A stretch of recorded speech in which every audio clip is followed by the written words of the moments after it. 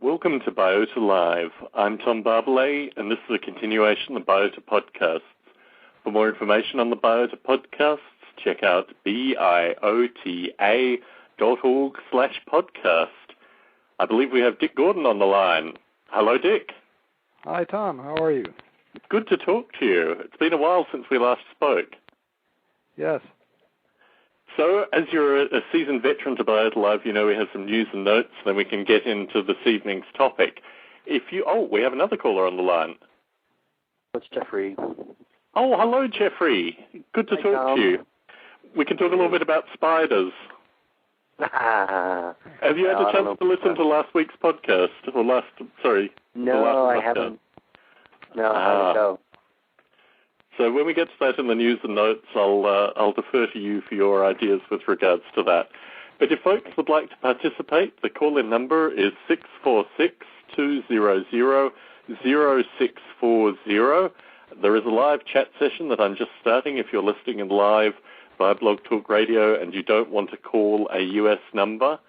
A number of bits of news and notes. The next episode, Friday, November 14th, 8 p.m. Pacific, Surviving an Artificial Life Winter. With the current situation of the international economy, I've been receiving emails and occasional tweets and things on Facebook with regards to what will happen to artificial life as particularly the tech economy starts to drop away, if it hasn't already happened. And I have my own views with regards to this, and I know a number of others in the community have views. I've actually talked about this a little bit in the past two podcasts, both with Gerald de Jong and with Bruce Damer, in terms of what we can learn from the 1999 Biota 3 video versus the way things are now.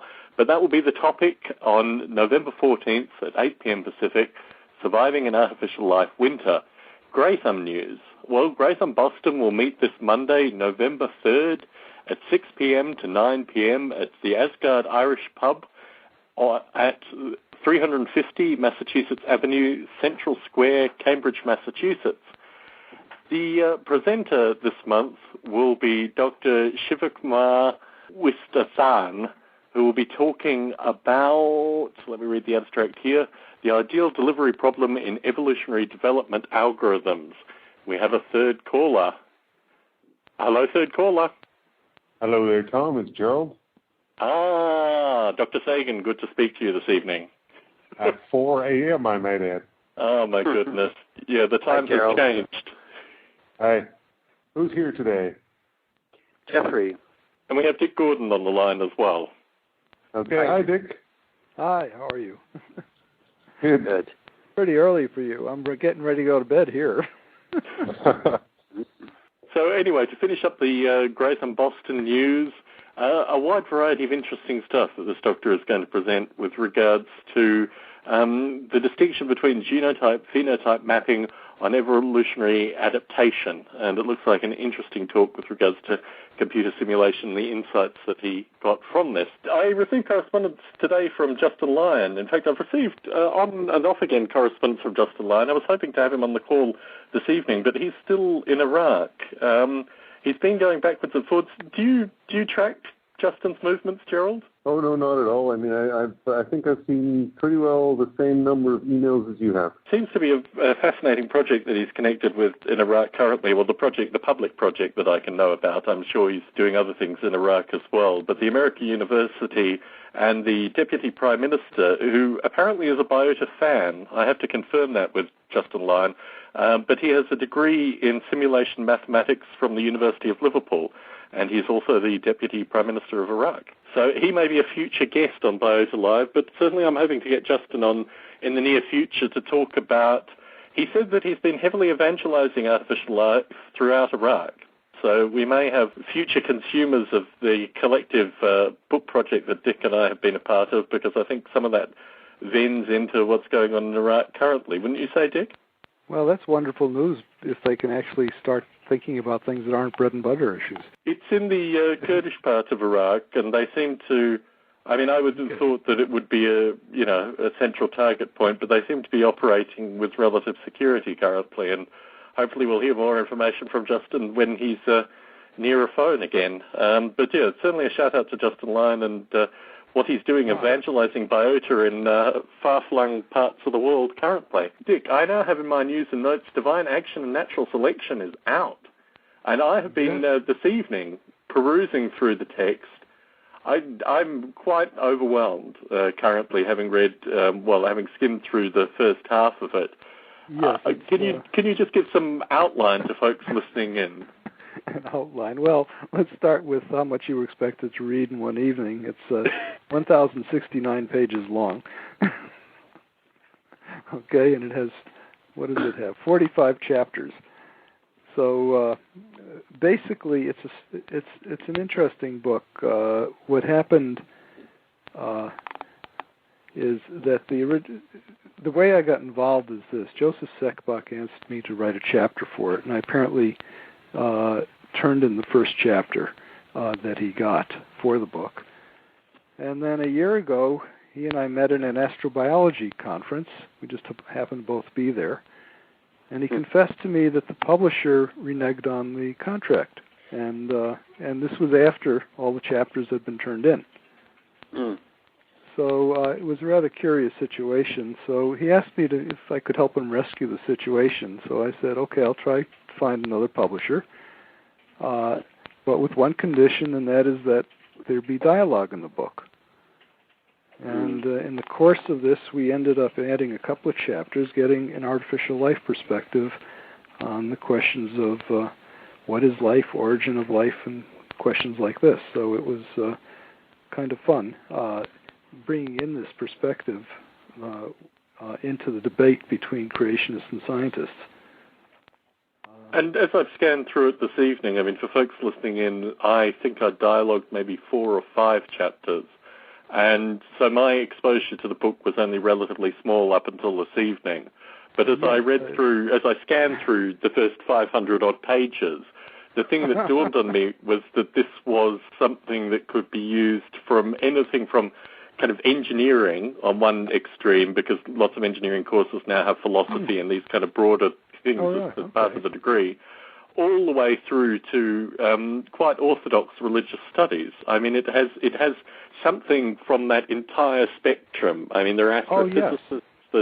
The surveying is phenomenal, and in terms of potential, and I'm thinking maybe third year, fourth year undergraduate and postgraduate related reading material, I can see a number of courses that would selectively choose from the book, maybe half a dozen or a dozen of the chapters for their particular courses. Do you get that feeling as well, Dick? I hadn't thought of it in that perspective, but yes, the amazing thing about it, in a way, is that there's a general notion that there's a battle between creationism and science. But if you look at this book, you will find many quite legitimate scientists in various fields who are in various degrees, in various ways, are creationists. And there's a full spectrum of people rather than just two extremes, which is the way it's usually positioned. For example, you mentioned the astrophysicist. The astrophysicist just retired as head of the Vatican Observatory and does quite legitimate astrophysical research. And I assure you, he's also a devout Catholic from his writings. So you get a whole spectrum.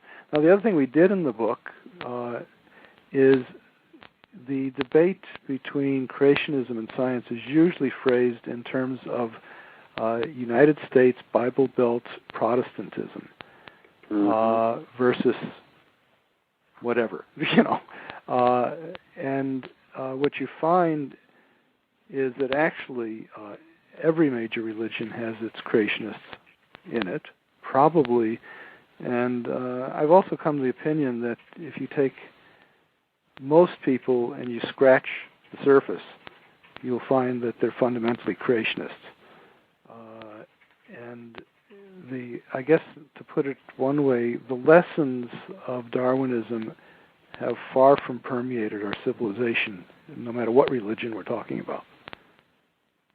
And certainly scanning through, my sense was, particularly the Muslim creationists, the fellow in particular who stopped Roy Plotnick from contributing, reading his text, I got the sense that there was a fellow, I've forgotten the fellow's name, he's a Turkish fellow, who Roy Plotnick, when we were discussing with Roy about participating, he said, well, if this guy's on the book, I really don't want to be a part of it.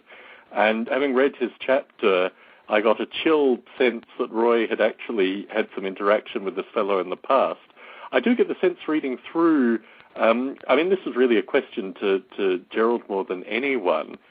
Dawkins does do a surveying of a wide variety of kind of fundamentalist religions. He isn't just sticking with regards to Protestantism. Oh, you mean his book about religion? I haven't read that book, so I don't know what's in it. Do you think that's a fair assessment, Gerald, with regards to Dawkins in particular? What assessment exactly? That he just sticks with the U.S., a particular Bible Belt of U.S. Protestantism as explained it as. Yeah, I wasn't talking about Dawkins in particular. I was thinking more like the people associated with the Discovery Institute in Seattle, for example. Now there's some there's extra focus on that, of course, for a number of reasons. First of all, because the United States is an exceptionally religious nation, considering its economic situation in the world. I kind of disagree with that.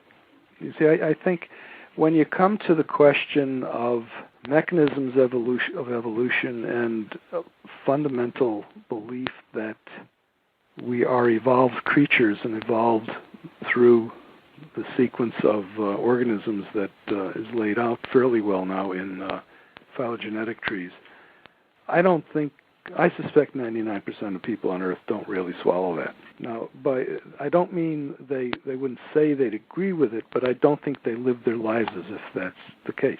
Yeah, but, even, for example, I know it's a difficult subject here, but politics.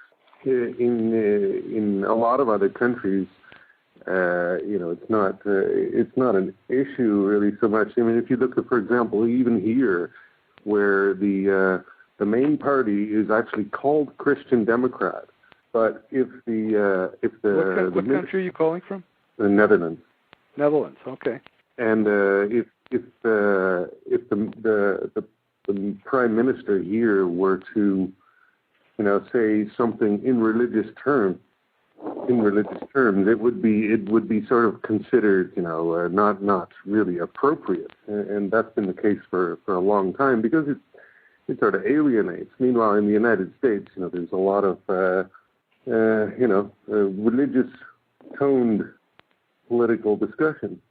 Well, that's curious because you see, I just got a freebie mailed from the Netherlands called Ism Review International from the International Institute for the Study of Islam in the Modern World, and this is obviously a propaganda piece sent out by somebody who's got a lot of money to send this to all the professors in Canada, I guess.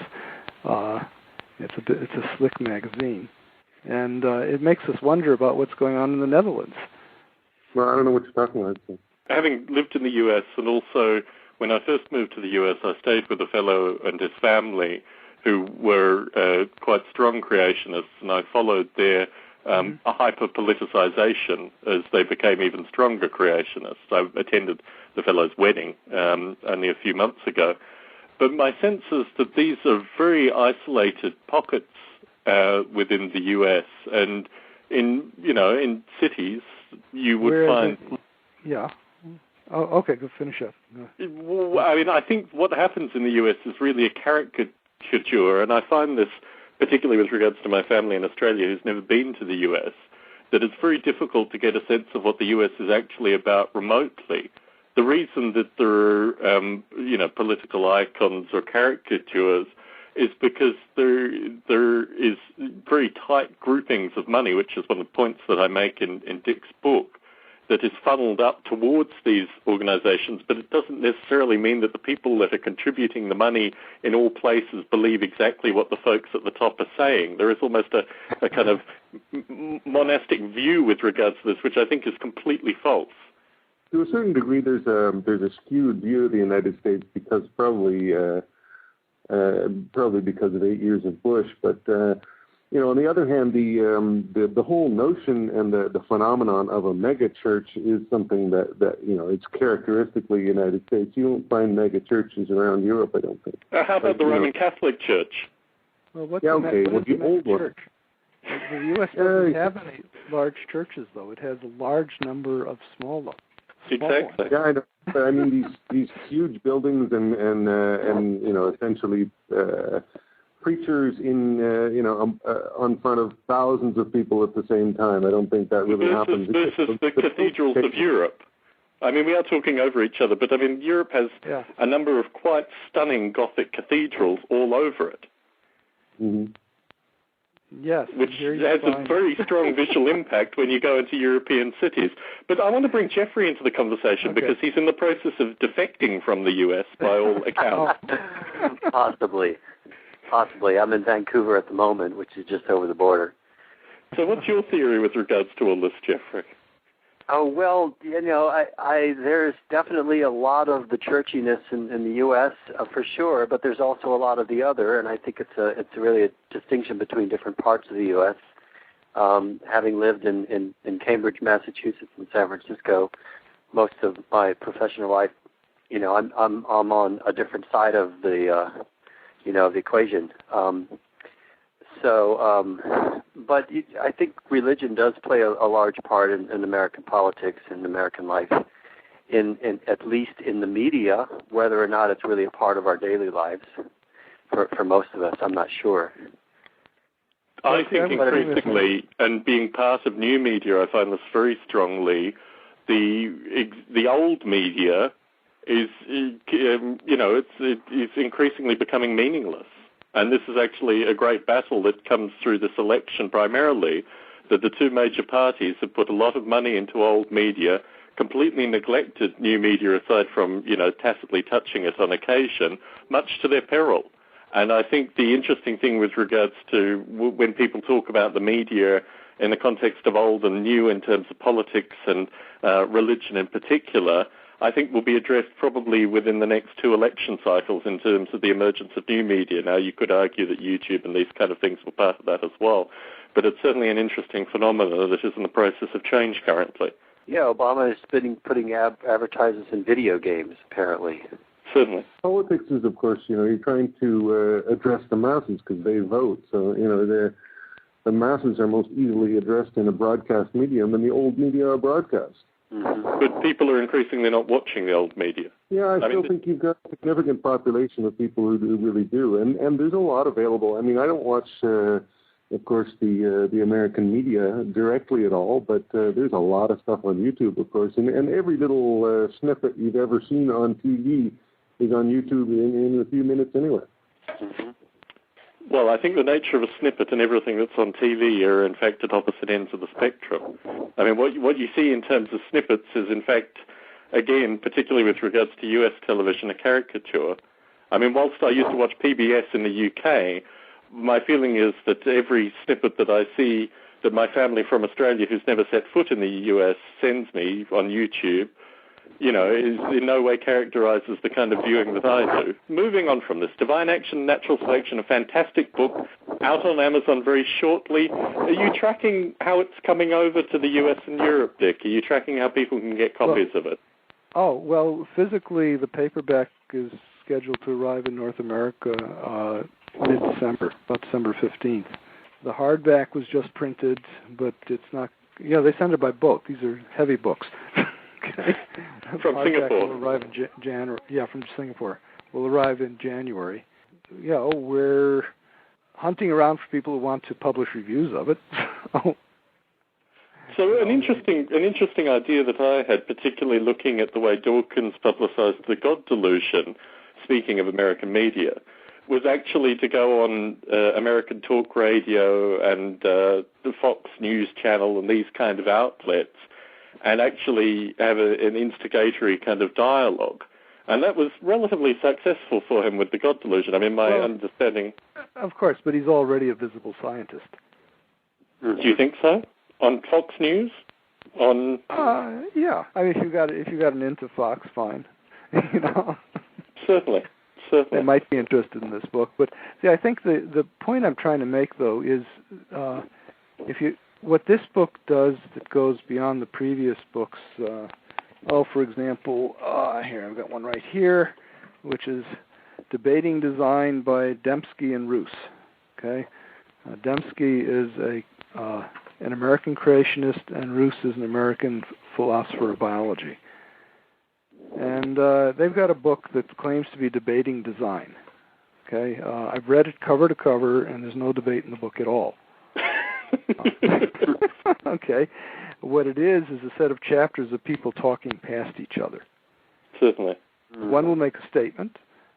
Another, in their chapter, will make a statement that contradicts it, but they never discuss it. Never discuss, well, what about this contradiction? Okay, we tried to achieve some of that in this book. And the other thing, which we have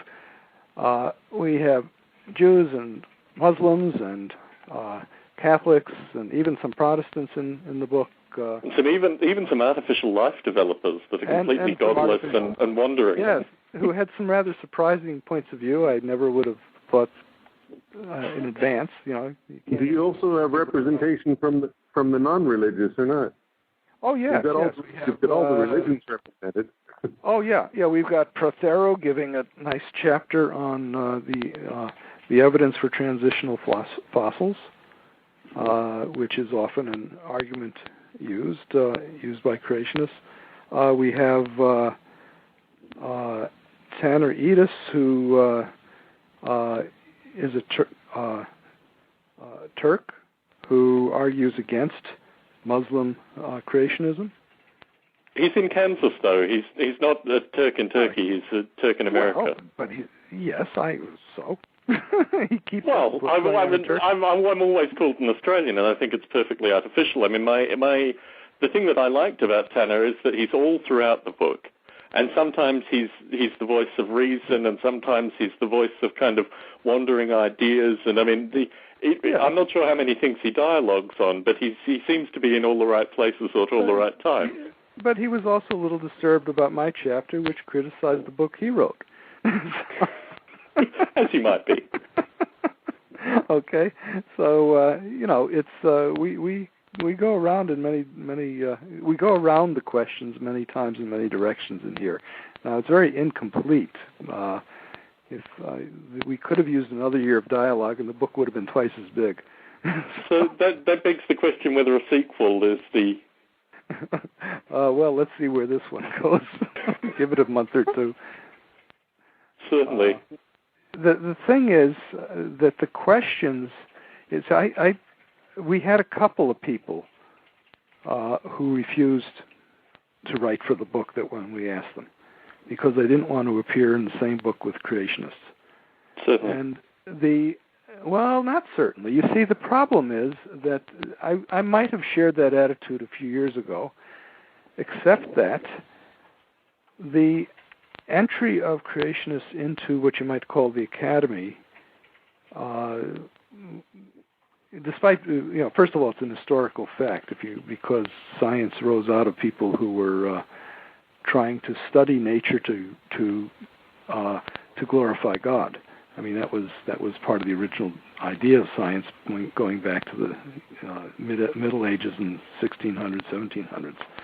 But in a modern context, it is Cambridge University Press itself which not only published this book, Debating Design, between Dembski, who is a creationist, and Michael Roos and the chapters they put together, but they also published a monograph by Dembski. So the cat is out of the bag, so to speak, and we have to debate and confront creationists in the academy now, not pretend that they're marginalized. Well, whilst I don't want to talk too much with regards to Roy Plotnick's particular objection, certainly I found reading the Fellows chapter who Roy objected to specifically was not actually part of the broader dialogue associated with the book, and I found it actually quite chilling, his response to Tanner specifically, and the fact that he hadn't actually embodied the whole spirit of the book with regards to sometimes swift but at least honest dialogue. And that was my point with regards to Roy specifically. Now the three fellows from Turkey who are, they are probably the most extreme creationists in the book. However, it's curious reading what they write, because basically they have perfected the skill of scouring the scientific literature for doubt expressed by scientists. And any doubt expressed by a scientist is amplified into a creationist point of view. Certainly. And they're absolutely superb at this skill. And they flabbergast a number of people with how good they are at it.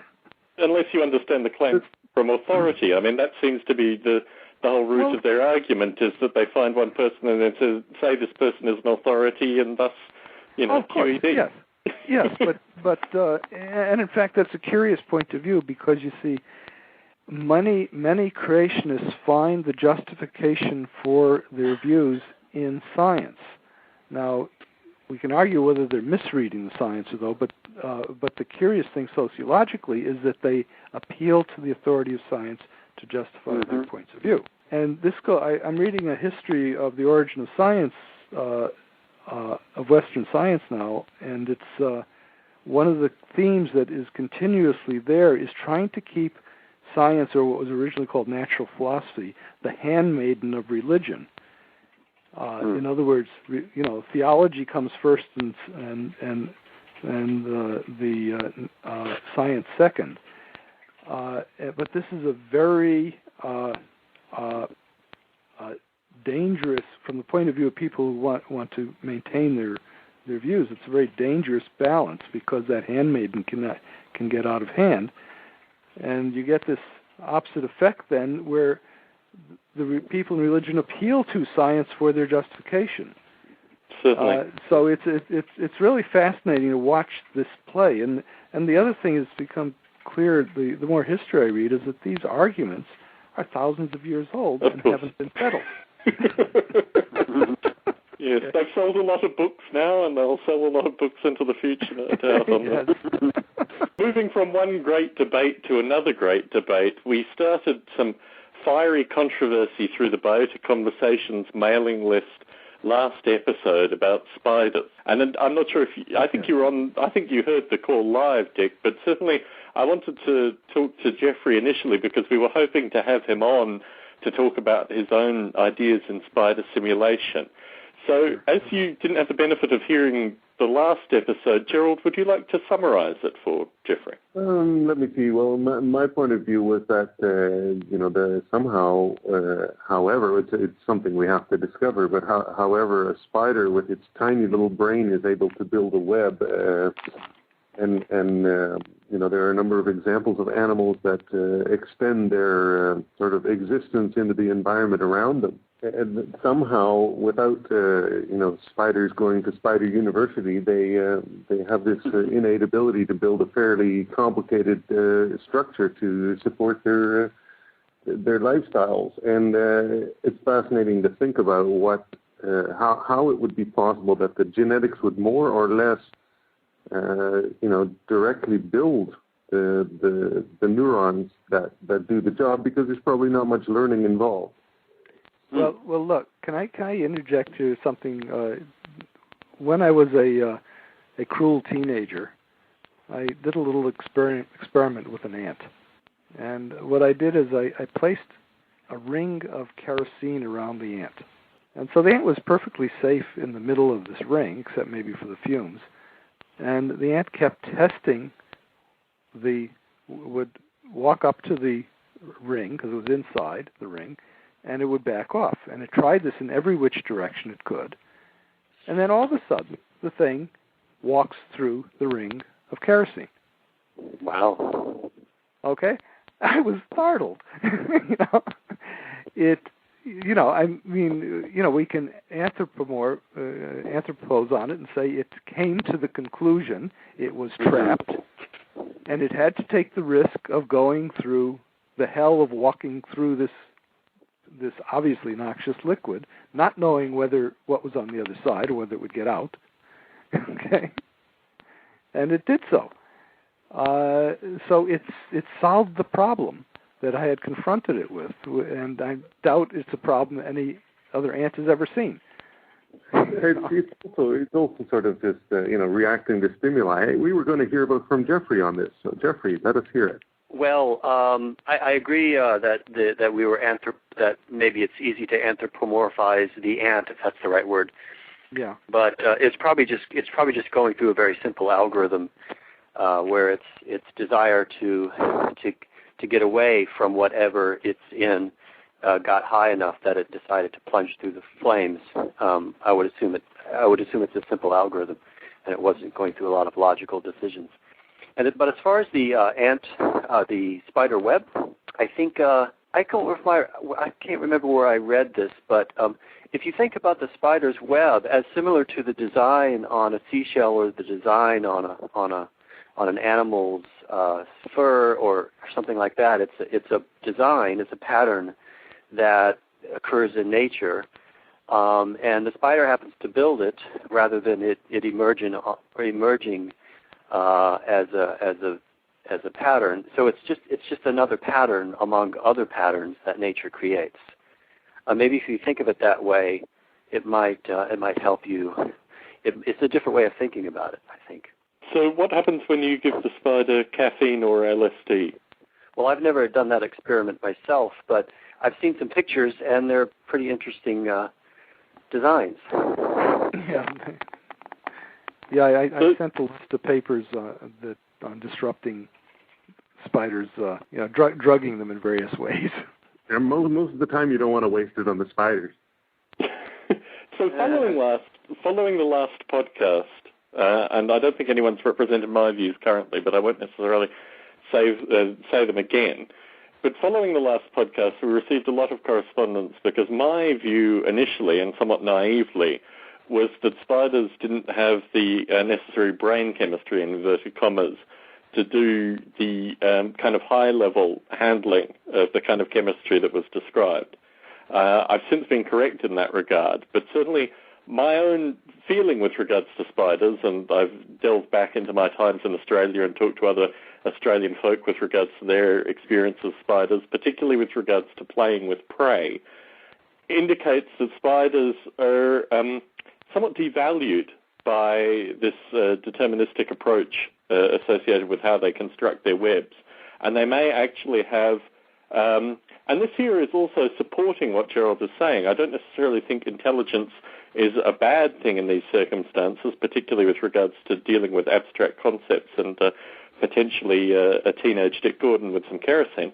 But I think there is a component to this which we trivialize with regards to just thinking that the spider has neurons which have been worn over generations through an extended phenotype. I think this is a view of the natural world which would ultimately lead you to be bitten a number of times by Australian spiders, and given a diversity of spiders, this kind of luxury would erode very quickly.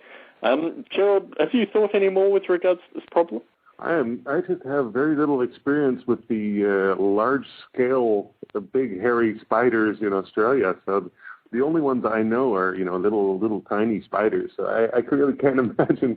I can picture, of course, that a large spider might be a little more, clever. How clever are they, Tom? Did you play with them as a teenager? Did you put them? The funny thing is, I know a fellow who lived in Australia for his formative teenage years, and he has far stronger insect phobias than I do. Growing up around these kind of critters, for want of a better term, you just get used to them. My wife, for example, who's a native Southern Californian, cannot deal with any kind of insect life in her environment, bar very, as you say, very small, tame ones. Having camped in Australia and had these large spiders crawl across your face, and also watch these large spiders kind of reel up and go for lunging movements and attack various forms of prey. I mean, to see one of these spiders versus a large Australian praying mantis, you do get the impression that the, whatever they call it now, World Wrestling Entertainment has nothing on nature.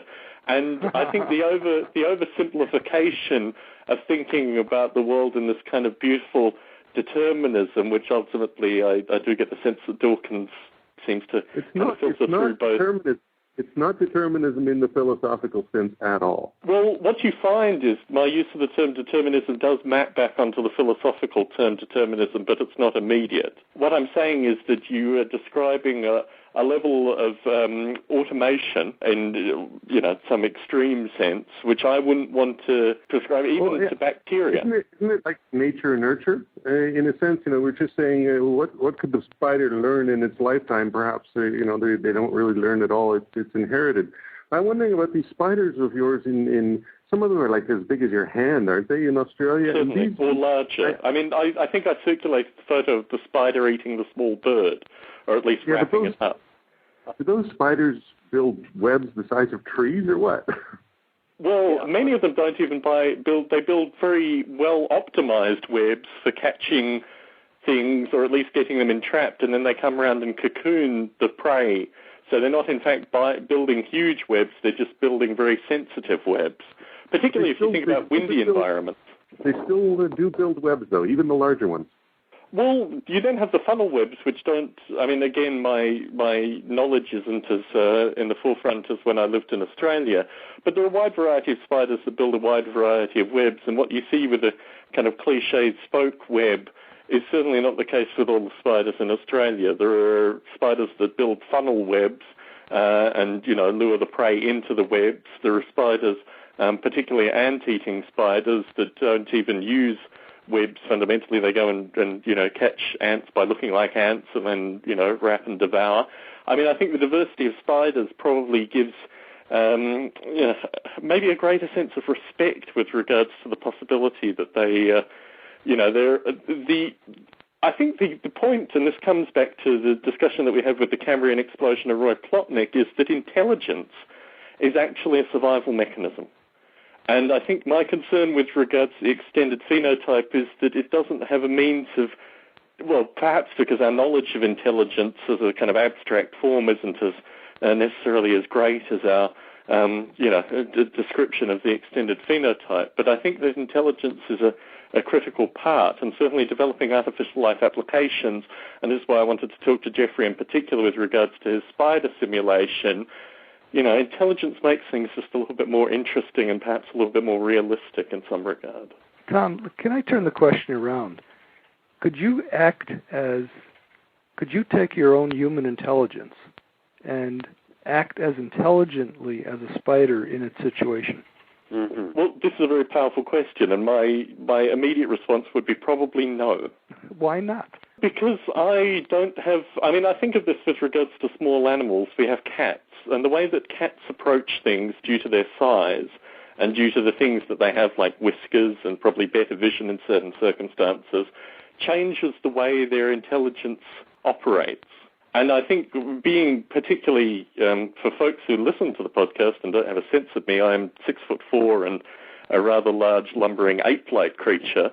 My own motion and the way, this is ultimately the phenomenology idea of intelligence, that as part of your embodied phenomenology, you have, a different kind of intelligence than something that has 8 legs and moves in particular directions. I wouldn't even know what extracting web silk would be like in that kind of environment. So I don't think I could. And what's interesting to me is there are algorithms that could move what I know in a very broad kind of algorithmic sense to something that resembled spider intelligence a lot better. But it moves from this idea of extended phenotype as being purely with regards to genetics connecting neurons to an idea of epigenetics with regards to, critters like spiders. And I think that's what interests me. Well, actually, that hits on an interesting point, because until we can start taking something like a spider brain apart at the level where we can actually observe the connections between the nerve cells and what kind of connections they are, we really are not in a position to compare two spider brains and say, well, are they both the same? They just, the wiring's just the same, and they just react to whatever circumstances they're in, or is learning going on in that brain? But that also discounts the multiplicity of solutions. I'm always concerned with regards to we haven't yet created the neural model description of what we try to do with artificial life or artificial intelligence. My feeling is that we have a wide variety of optimizing and other algorithms at our disposal where we never actually need to model what goes on if we can create a black box that replicates what we see. Okay, look, I'm going to advertise something else. I heard a lecture this week by Jonathan Wolpaw, W-O-L-P-A-W. He's at the Wadsworth Center, New York State Department of Health in Albany, New York. And he's going to be on 60 Minutes on Sunday. So if you have access to that television program, you might want to see the interview. Now, what he's doing is taking people who have no motor control at all. In other words, they're totally paralyzed. Some of them even have lost the ability to flicker their eyelids. He is interfacing to their brains with EEGs and then letting them train themselves so they can get full control of a computer keyboard directly from the cortex in the brain. This opens up for these people, whatever we can open up through computers, enriches their experience and their interaction with the world. I guess what I'm saying is if you take that spider brain, we don't know how much it can do. And I've always had the impression that we are generally underrating the intelligence of animals. Again, part of it is part of this attitude about not accepting the Darwinian view of the world and of life, and that is that we have evolved from these other organisms. At what point? Was it magically when we became Homo sapiens that we became intelligent? When did this intelligence start? Where are we going to cut it off if we look at our relatives around, which all the other organisms are? So I'd be very hesitant not to assume a priori that the spider is an automaton and that I'm intelligent. I wouldn't make that argument any stronger than I say, Tom, you're an automaton and I'm conscious. As far as I'm concerned, if I want to pursue this idea of making a spider, a simulated spider that makes a web, I'm not so interested in the debate about whether the spider is intelligent or not. I mean, I would say it is because it's making decisions based on its environment, and it's coming up with something that's going to serve that's going to help it eat.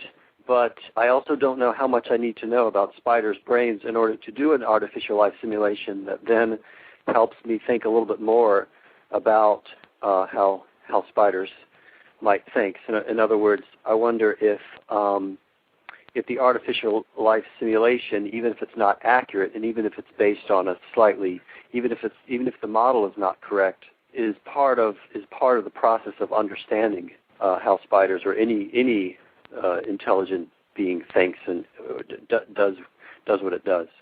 So in other words, I'm just interested in trying out a simulation and seeing what I learn from it. In a way, it's Occam's razor as well. If Jeffrey's able to make a simulation based on some algorithmics and the result is reasonably convincing, then you've got the simplest way to produce a certain behavior. Okay, well, let me question the concept reasonably convincing.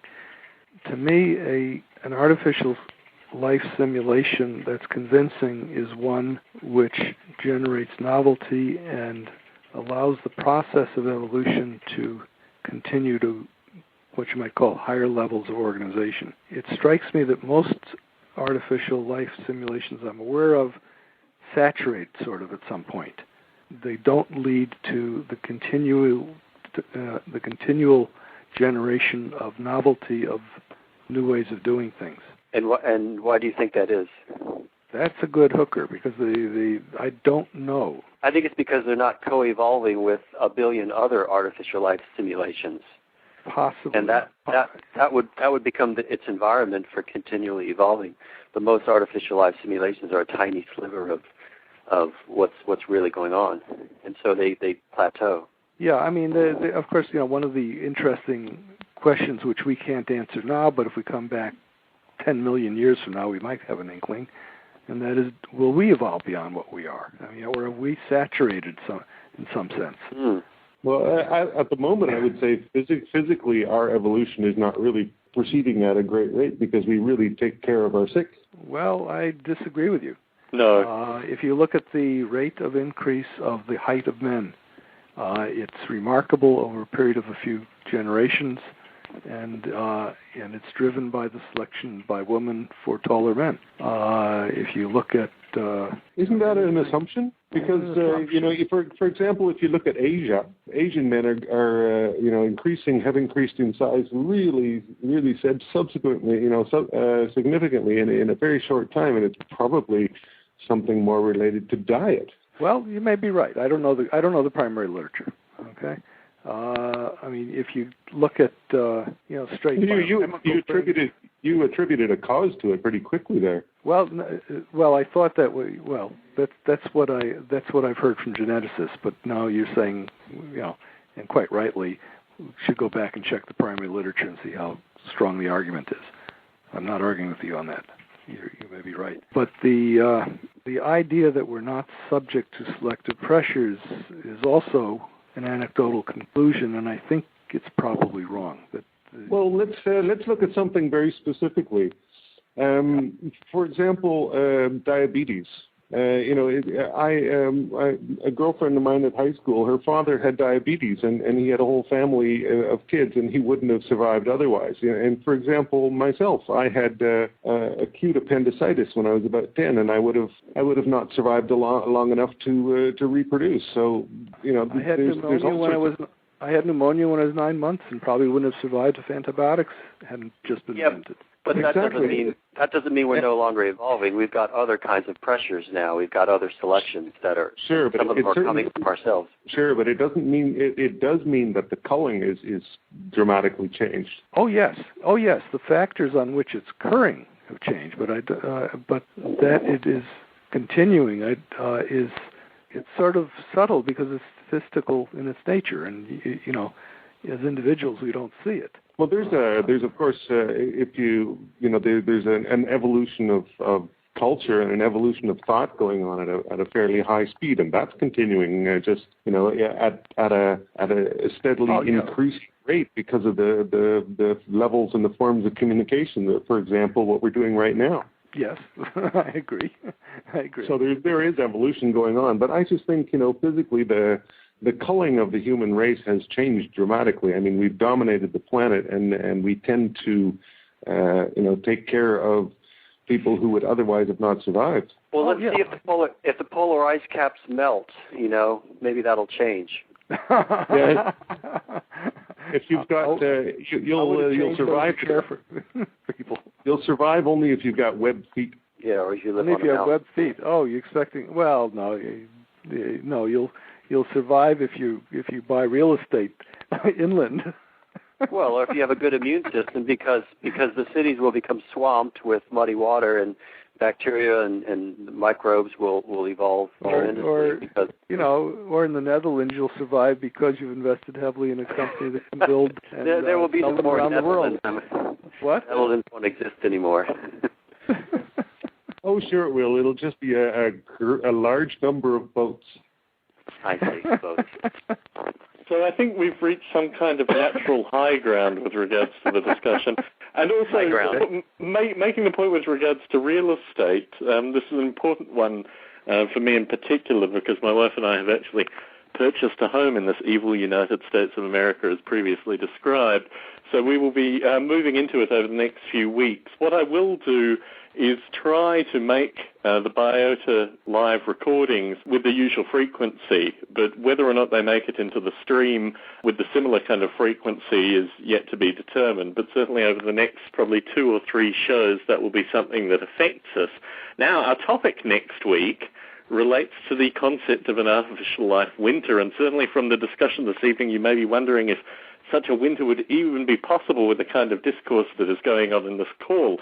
Well, I think it really relates to ideas of commercializing artificial life startups, and a lot of the narrative that obviously folks such as Justin Lyon and some of the folks in Boston were talking about, in the Biota podcast so far, and also with regards to the history that Gerald and I discussed last episode, and Bruce Damer and I discussed the episode before. So our next recording on Friday, November 14th at 8 p.m. Pacific, Surviving an Artificial Life Winter, which ultimately is, I guess, a bit apocalyptic per the conclusion of this discussion. Tom, if you've got a second, could you, for the people who don't know about it, give the exact title of the book and the publisher so they can look it up Certainly. Online. There will be links in this podcast. In fact, I'm going to maintain on the podcast page. So if folks go to biota.org/podcast, not only with regards to this show specifically, this is show number 36 for folks listening to it out of sequence, but also in the column along the side, I'm going to maintain a list of the books that folks who have participated are publishing in the near future or being published in the near future. And Dick, your book in particular will be top of the list. Okay, terrific. Knowing you guys has been wonderful because I think the artificial life perspective on these questions of divinity, definition of life, evolution, etc., is going to become a very central part of the debate, and this is the first time it's ever entered that debate. And clearly we can't agree on anything, so that ultimately is the debate. The next discussion will be on November 14th, Friday, 8 p.m. Pacific. Now, we may actually be getting copies of the book as giveaways. My hope is that we'll get 2 copies, and when those 2 copies arrive, I will mention the contest that I'd like to put out to get Biota Live participation from the broader community in order to get your hands on copies of this very book that we've been discussing this evening. So thank you all for participating this evening, and thanks to folks for listening in.